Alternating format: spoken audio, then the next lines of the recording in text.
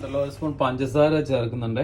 പഞ്ചസാര ഇട്ടാല് പായസത്തിന് തിളക്കം കിട്ടും എന്നൊക്കെ പറഞ്ഞു നമ്മുടെ കുക്കിംഗ് ചാനലുള്ള ലക്ഷ്മി ഇല്ലേ, ലക്ഷ്മി നായരനാണോ?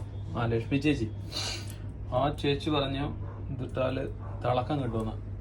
അപ്പൊ അതുകൊണ്ട് ഞാൻ ഇതുപോലെ പഞ്ചസാര ഇടാറുണ്ട്. തിളങ്ങോ നോക്കാം.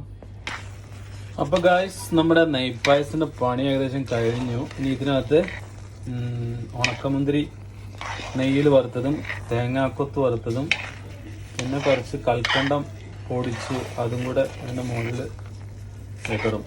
അപ്പോൾ അതോടെ കഴിഞ്ഞാൽ ഇതിൻ്റെ പണി കഴിഞ്ഞു. നെയ്പായസം റെഡിയായി.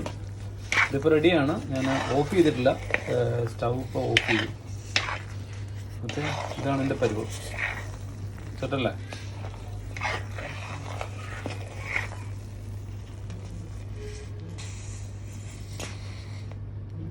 തേങ്ങാക്കൊത്ത് നെയ്യിൽ ഓർഡറാവേ.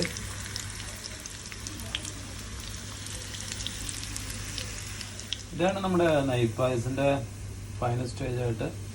ഇതിൽ നമ്മളിപ്പോൾ ഈ തേങ്ങാക്കൊത്ത് വറുത്തതും പിന്നെ മുന്തിരി, ഉണക്കമുന്തിരി അതും കൂടി ഇടും. ഉണക്കമുന്തിരി നെയ്യിൽ വറുത്തെടുക്കുന്നു, തേങ്ങാക്കൊത്ത് വറുത്തിട്ടു.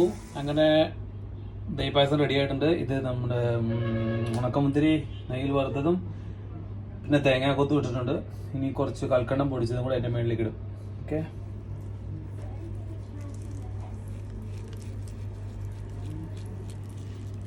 കൽക്കണ്ടപ്പൊടി.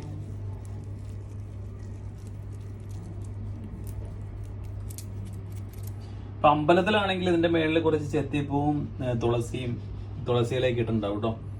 ഇതിപ്പോ നമ്മുടെ അമ്പലത്തിലല്ലോ, വീട്ടിലുണ്ടാക്കിയല്ലേ. പിന്നെ ഇവിടെ ഈ പറഞ്ഞ തെച്ചിപ്പൂവും തുളസിയിലൊന്നും ഇവിടെ ഇല്ല, അപ്പൊ അതുകൊണ്ട് അതൊന്നുമില്ല. അപ്പൊ നമ്മുടെ നെയ്പായസം റെഡി ആയിട്ടുണ്ട്. ഓക്കെ, സമയമുള്ളവരൊക്കെ ഉണ്ടാക്കി നോക്കേ. ബൈ.